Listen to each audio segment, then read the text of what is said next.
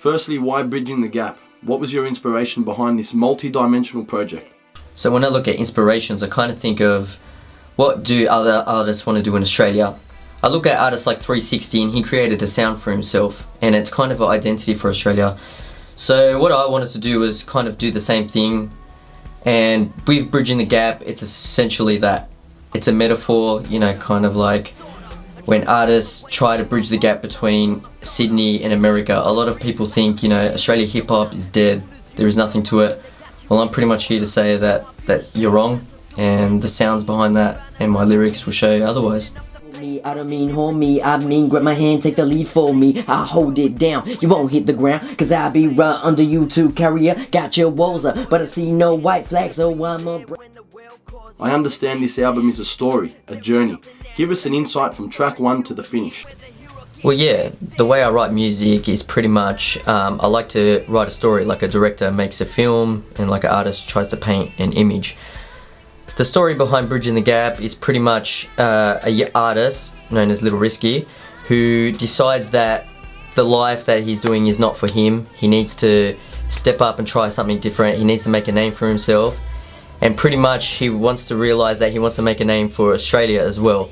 So the story goes along, he gets these techniques and these lyrical abilities to prove himself.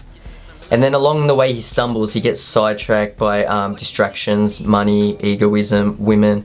And then finally the last act, which is called a reality check, is when he snaps back into it and realizes, look, I've got to do something about this, otherwise what I've come for.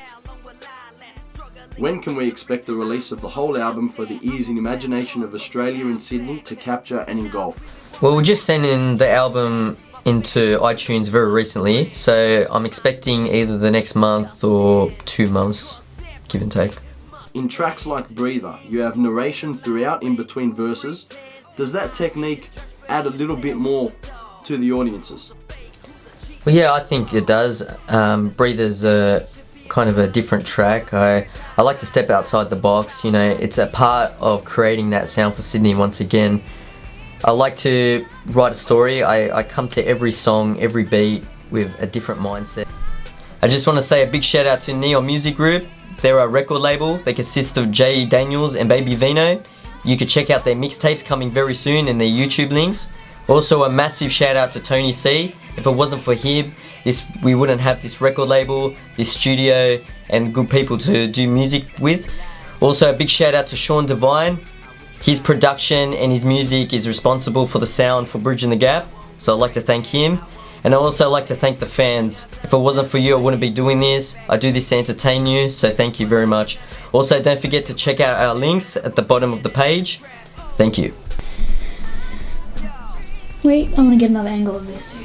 Cool. Just in case. Cool, but nah. Say a big shout out to Neil. Start again. Okay. I just want to say What was your inspiration behind this multi-dimensional project? Alright, What am I looking? You're looking at that one the whole time. Oh, that camera. Yeah, the camera, dude. Okay. Should I look a bit past the camera? No, like you should towards look the camera? at the camera. Okay. Inspiration bit. Sorry. Okay. It's okay. It's gonna be a long night. Fuck.